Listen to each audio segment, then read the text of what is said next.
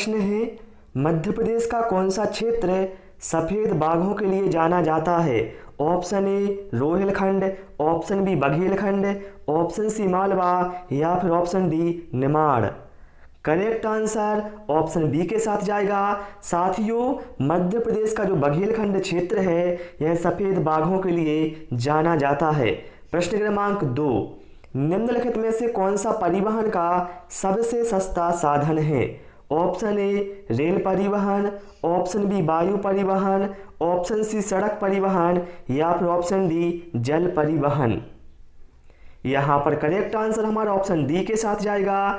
साथियों, जल परिवहन का सबसे सस्ता साधन है। बहुत सारे साथी इसमें सड़क परिवहन आंसर बताते हैं, लेकिन भाई ये गलत है। सबसे सस्ता जल परिवहन होता है। प्रश्न क्रमांक 3, और आप सभी से रिक्वेस्ट है, वीडियो पसंद आए तो वीडियो को लाइक और शेयर करें और चैनल को जरूर सब्सक्राइब करें। सर्वप्रथम पंचायती राज का गठन किस वर्ष हुआ? ऑप्शन ए वर्ष 1957 में, ऑप्शन बी वर्ष 1959 में, ऑप्शन सी वर्ष 1972 में या फिर ऑप्शन डी वर्ष 1968 में। करेक्ट आंसर यहाँ पर ऑप्शन बी के साथ जाएगा। साथियों, ध्यान रखिएगा, 2 अक्टूबर 1959 को राजस्थान के नागौर जिले में सबसे पहले त्रिस्तरीय पंचायती राज का गठन हुआ था। ठीक है, चलिए भाई, इसके बाद प्रश्न क्रमांक 4 पर आते हैं। आप सभी लोग भी सारे प्रश्नों के आंसर या तो कमेंट करते जाएं या कॉपी में नोट करते जाएं, जिससे आपको पता चल सके आखिर आपकी तैयारी किस प्रकार की है। संशोधित वन नीति कब आई थी? ऑप्शन ए वर्ष 1894 में, ऑप्शन बी वर्ष 1952 में, ऑप्शन सी वर्ष 1988 में या फिर ऑप्शन डी वर्ष 1986 में। करेक्ट आंसर ऑप्शन सी के साथ जाएगा। संशोधित वन नीति साथियों वर्ष 1988 में आई थी। यदि आपसे पूछा जाए कि स्वतंत्र भारत की पहली वन नीति कब आई थी तो बताइएगा वर्ष 1952 में। और अंग्रेजों के द्वारा पहली बार वन नीति कब लाई गई तो बताइएगा 1894 में। ठीक है, प्रश्न क्रमांक 5 पर आते हैं। योग दर्शन के प्रवर्तक कौन है? Option A Jaimini, option B Patanjali, option C Subandhu या फिर option D Panini. Correct answer option B के साथ जाएगा। योग दर्शन के साथियों प्रवर्तक पतंजलि है। और यदि आपसे पूछा जाए अंतर्राष्ट्रीय योग दिवस कब मनाया जाता है तो बताइएगा 21 जून को। ठीक है, बार बार एग्जाम में क्वेश्चन रिपीट होता है। प्रश्न क्रमांक 6, मानव शरीर में कुल कितनी पसलियां होती हैं? Option A 12, option B 40, option C 24 या फिर option D 33। Correct answer option B के साथ जाएगा। सॉरी साथियों, करेक्ट आंसर यहाँ पर ऑप्शन सी के साथ जाएगा। मानव शरीर में कुल 24 पसलियां होती हैं। ठीक है, लेकिन यदि आपसे पूछा जाए मानव शरीर में कुल कितने जोड़ी पसलियां होती हैं तो बताइएगा 12 जोड़ी। ठीक है, 12 जोड़ी मतलब 24 पसलियां। प्रश्न क्रमांक 7, और यदि आप इसी तरह के वीडियो चाहते हैं तो आज ही हमारे चैनल को जरूर सब्सक्राइब कर लें, पारस फ्री एजुकेशन को। धनुष्टंकार बीमारी से बचाव के लिए कौन सा इंजेक्शन लगाया जाता है? Option A ATS, option B BCG, option C glucose या फिर option D polio. Correct answer यहाँ पर ऑप्शन ए के साथ जाएगा। धनुष्टंकार, जिसे हम टेटनस बीमारी के नाम से जानते हैं साथियों, इससे बचाव के लिए ATS इंजेक्शन लगाया जाता है। प्रश्न क्रमांक 8, बादलों का घर किसे कहा जाता है? Option A Mizoram, option B Meghalaya, option C Manipur या फिर option D Maharashtra.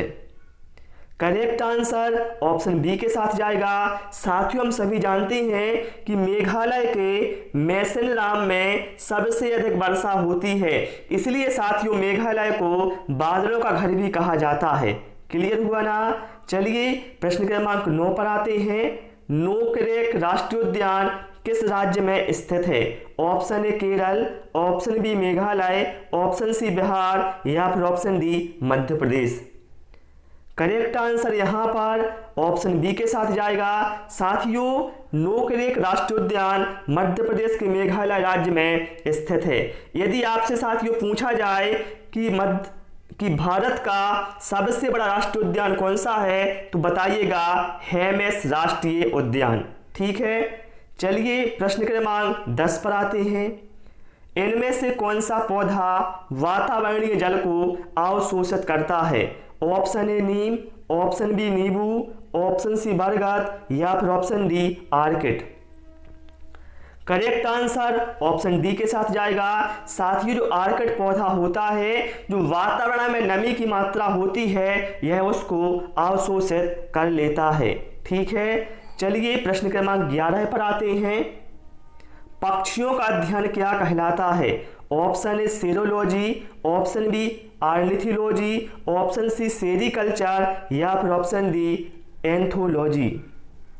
Correct answer यहाँ पर ऑप्शन बी के साथ जाएगा। ध्यान रखिएगा साथियों, छिपकली का अध्ययन कहलाता है सेरोलॉजी और पक्षियों का अध्ययन कहलाता है ऑर्निथोलॉजी और रेशम कीट पालन कहलाता है सेरिकल्चर और फूलों का अध्ययन कहलाता है एंथोलॉजी। ये सारे पॉइंट आपको पता होने चाहिए, यहाँ से एग्जाम में क्वेश्चन जरूर आते हैं। किस जीव का रक्त का रंग नीला होता है? ऑप्शन ए कछुआ, ऑप्शन बी तिलचट्टा, ऑप्शन सी केंचुआ या फिर option D octopus. Correct answer साथियों यहाँ पर ऑप्शन डी के साथ जाएगा। साथियों, ऑक्टोपस का जो रंग होता है ब्लड का, वो नीला होता है। यदि आपसे पूछा जाए किस जीव के रक्त का रंग सफेद होता है, तो बताइएगा तिलचट्टा। यदि आपसे पूछा जाए किसान का मित्र या प्रकृति का हलवाहा किसे कहा जाता है, बताइएगा केंचुआ को। यदि आपसे कछुए की उम्र पूछी जाए कितनी होती है, तो भैया लगभग 300 वर्ष की उम्र होती है। प्रश्न क्रमांक 13 पर आते हैं। नवजात शिशु के जो हृदय है वह 1 मिनट में कितनी बार धड़कता है? ऑप्शन ए 62 बार, ऑप्शन बी 72 बार, ऑप्शन सी 160 बार या फिर ऑप्शन डी 100 बार। करेक्ट आंसर ऑप्शन सी के साथ जाएगा। नवजात शिशु के साथ में जो हृदय होता है वह 1 मिनट में 160 बार धड़कता है। यदि आपसे पूछा जाए कि एक स्वस्थ है वयस्क मनुष्य का जो हृदय है 1 मिनट में कितनी बार धड़कता है, तो बताइएगा 72 बार। प्रश्न क्रमांक 14 पर आते हैं। मरुस्थलीय पौधों की जड़ें किसकी पूर्ति करने के लिए अधिक दूर तक जाती हैं? Option A iron, option B जल, ऑप्शन सी उत्सर्जन या फिर ऑप्शन डी प्रकाश। यहाँ पर करेक्ट आंसर ऑप्शन बी के साथ जाएगा। साथियों, हम सभी जानते हैं कि मरुस्थल में क्या है, पानी की कमी होती है, इसलिए जो पौधे की जड़ें होती हैं वह पानी की खोज में क्या होता है, अधिक दूर तक पहुंच जाती हैं। ठीक है, तो ये पॉइंट आप लोग ध्यान रखेंगे। प्रश्न क्रमांक 15 पर आते हैं। अंगूर में कौन सा अम्ल पाया जाता है? ऑप्शन ए फार्मिक अम्ल, ऑप्शन बी टार्टरिक अम्ल, ऑप्शन सी मैलिक अम्ल या फिर ऑप्शन डी एसिटिक अम्ल। यहाँ पर जो साथियों करेक्ट आंसर है वो ऑप्शन बी के साथ जाएगा। अंगूर में साथियों टार्टरिक अम्ल पाया जाता है। यदि आपसे पूछा जाए सेब में कौन सा अम्ल पाया जाता है, तो बताइएगा मैलिक अम्ल। यदि आपसे पूछा जाए कीटों के डंक में कौन सा अम्ल पाया जाता है, तो बताइएगा फार्मिक अम्ल। यदि आपसे पूछा जाए सिरके में कौन सा अम्ल पाया जाता है, तो बताइएगा एसिटिक अम्ल। ठीक है, चलिए प्रश्न क्रमांक 16 पर आते हैं। कौन सी मृदा चाय उत्पादन के लिए सर्वाधिक उपयुक्त मानी जाती है? ऑप्शन ए जलोढ़ मिट्टी, ऑप्शन बी काली मिट्टी, ऑप्शन सी लाल मिट्टी या फिर ऑप्शन डी लेटेराइट मिट्टी। यहाँ पर जो करेक्ट आंसर है वो ऑप्शन डी के साथ जाएगा। साथ ही जो लेटेराइट मिट्टी होती है यह चाय उत्पादन के लिए सर्वाधिक उपयुक्त मानी जाती है। यदि आपसे कहा जाए कपास उत्पादन के लिए कौन सी मिट्टी उपयुक्त मानी जाती है? तो बताइएगा काली मिट्टी, जिसे हम रेगुड़ मिट्टी के नाम से भी जानते हैं। यदि आपसे पूछा जाए भारत के सर्वाधिक क्षेत्र पर किस मिट्टी का विस्तार है? तो बताइएगा जलोढ़ मिट्टी, जो कि दो तरह की होती है, बांगर और खादर। जो पुरानी जलोढ़ मिट्टी होती है उसको हम बांगर के नाम से जानते हैं और नई जलोढ़ मिट्टी को हम खादर के नाम से भी जानते हैं। प्रश्न क्रमांक 17, दुधवा राष्ट्रीय उद्यान किस राज्य में स्थित है? Option A Kerala, option B Madhya Pradesh, option C Rajasthan या फिर option D Uttar Pradesh. Correct answer option D के साथ जाएगा। दुधवा राष्ट्रीय उद्यान साथियों भारत के उत्तर प्रदेश राज्य में स्थित है। ठीक है, चलिए प्रश्न क्रमांक 18 पर आते हैं। नीले हरे शैवाल को अन्य किस नाम से जाना जाता है? ऑप्शन ए पेरिकाई, option B bryophyta, option C न्यूट्रोकाई या फिर ऑप्शन डी साइनोबैक्टीरिया। यहां पर साथियों जो करेक्ट आंसर है वो ऑप्शन डी के साथ जाएगा। नीले हरे शैवालों को साथियों साइनोबैक्टीरिया के नाम से जाना जाता है। यदि आपसे पूछा जाए तो नीले हरे शैवाल साथियों क्या होते हैं, तो यह उत्पादक होते हैं। ठीक है, यदि आपसे पूछा जाए पादप जगत का उभयचर किसे कहा जाता है, तो बताइएगा ब्रायोफाइटा को। कई बार एग्जाम में पूछा गया क्वेश्चन है। प्रश्न क्रमांक 19 पर आते हैं। अरावली पहाड़ियों की सबसे ऊंची चोटी कौन सी है? ऑप्शन ए नारचो, option B mount Everest, option C Guru Shikhar या फिर option D Doddabetta. Correct answer यहां पर ऑप्शन सी के साथ जाएगा। साथियों भारत की सबसे पुरानी पर्वत श्रेणी कौन सी है? तो बताइएगा अरावली, जिसकी सबसे ऊंची चोटी है गुरु शिखर।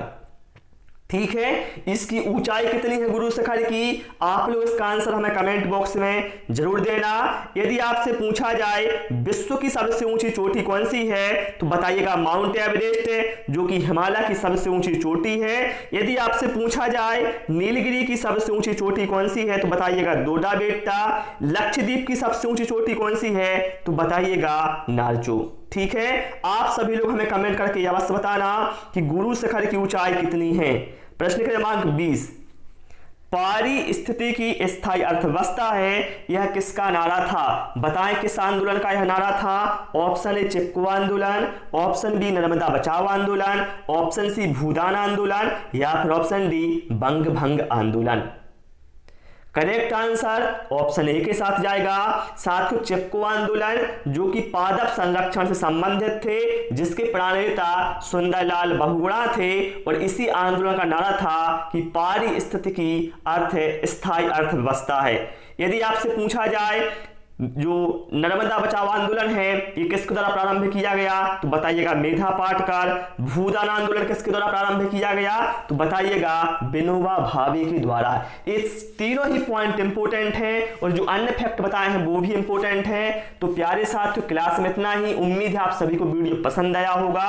वीडियो पसंद आया हो वीडियो को लाइक और शेयर करें, चैनल को सब्सक्राइब करें। Thanks for watching this video.